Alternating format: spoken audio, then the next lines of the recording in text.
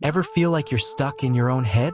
Like your thoughts are just on repeat? What if I told you that repeat isn't just a feeling, it's a design feature? Welcome, my friend, to the echo chamber of you.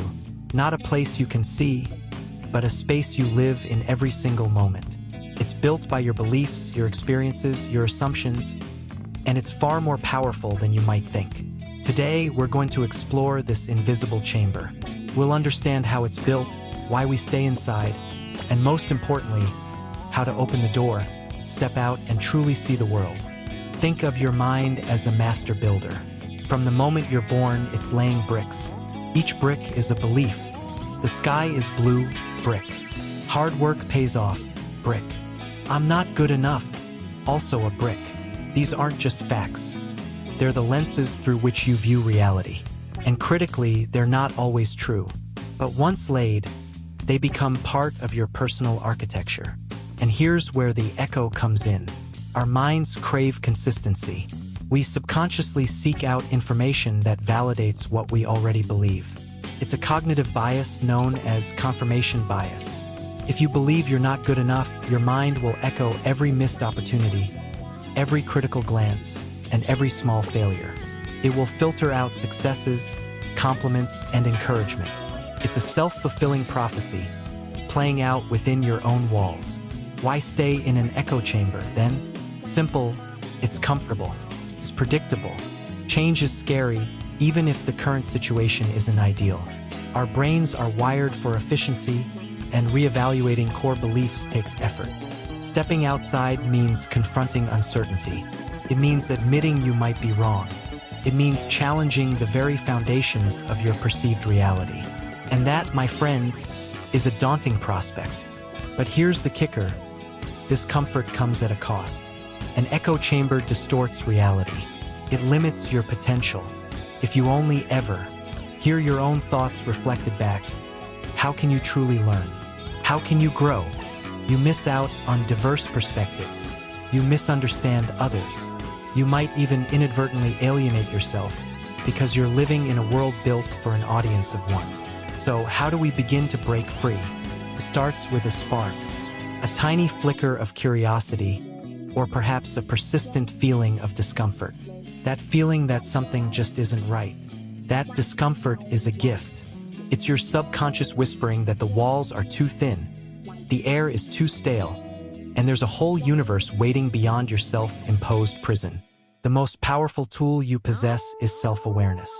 It's the ability to step back, observe your own thoughts, and question their validity. Why do I believe this? Is this truly mine, or something I inherited? This isn't about blaming.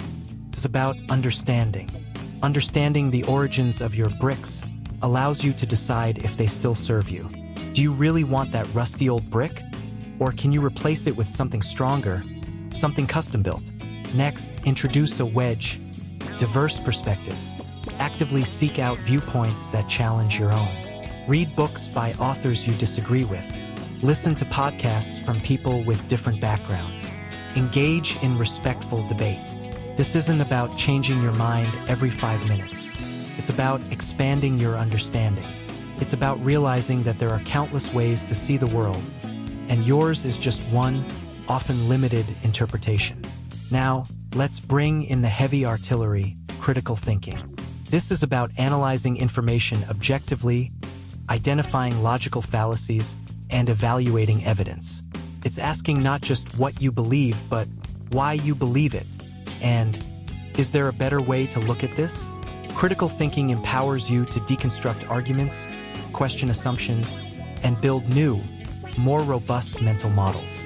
It turns you from a passive resident of your echo chamber into an active architect of your own understanding. And then you step out, not into emptiness, but into the vast, complex, beautiful, and sometimes challenging reality that exists beyond your self-constructed walls.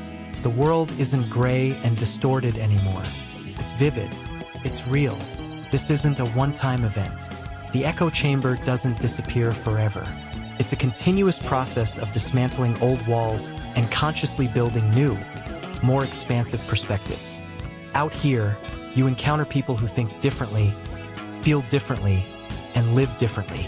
Instead of, you're building a new kind of chamber, one that's open, constantly evolving, and welcomes new information rather than deflecting it. It's not about being right. It's about being open.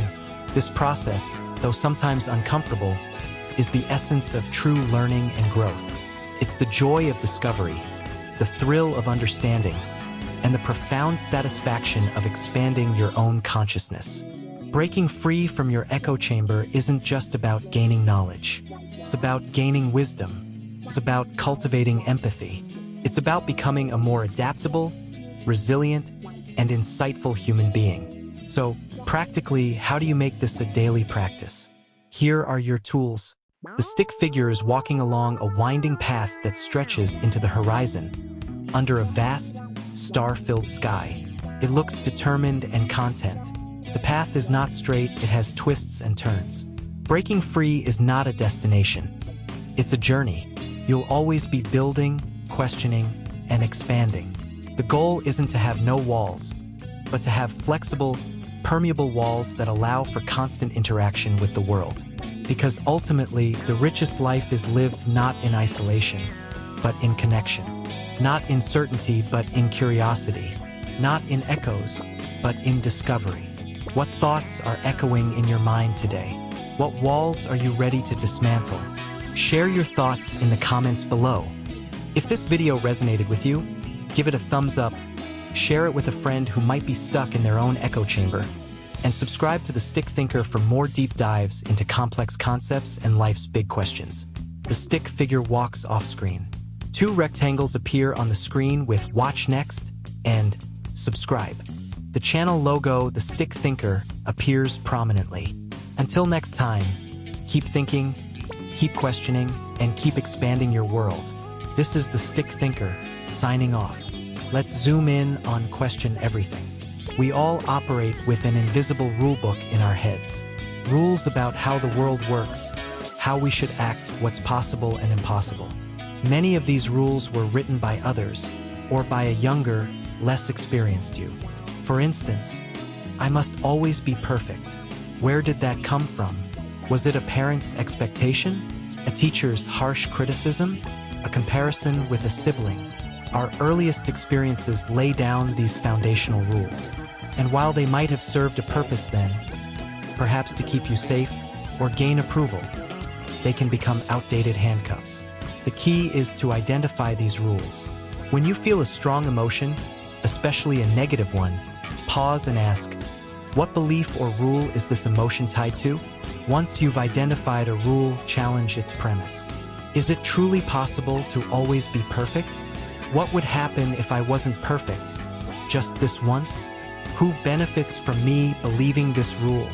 Asterisk animation prompt asterisk. The stick figure tries to draw a wobbly line, making a mistake. It initially recoils, then hesitantly laughs, and draws a corrected line next to it. You'll often find that the rule is illogical, or that the consequences of breaking it are far less catastrophic than your echo chamber led you to believe. It's about giving yourself permission to rewrite your own operating system. The stick figure takes the red pen and crosses out the old rule, writing a new one. I strive for excellence and embrace learning from mistakes. It then smiles, looking lighter. Replace the old, limiting rule with a new, empowering one. One that offers grace, flexibility, and promotes growth. This isn't just about questioning. It's about intentional recreation. Your mind, your rules. Embracing discomfort isn't about seeking pain, but recognizing that growth often lies just beyond your perceived limits. Your echo chamber is designed for comfort, and anything that threatens that comfort is flagged as danger. Think of it as mental weightlifting. If you only lift what's easy, your mental muscles won't grow. That uncomfortable conversation, that new skill, that daunting project, these are your heavy weights. When discomfort arises, instead of retreating, try leaning in. Ask yourself, what can I learn from this feeling? Is this true danger, or just my echo chamber screaming for predictability? Each time you choose growth over comfort, you reinforce a new belief. I am capable of handling challenges. It's not about eradicating discomfort, but reframing it, seeing it as a signpost for progress rather than a warning sign for retreat.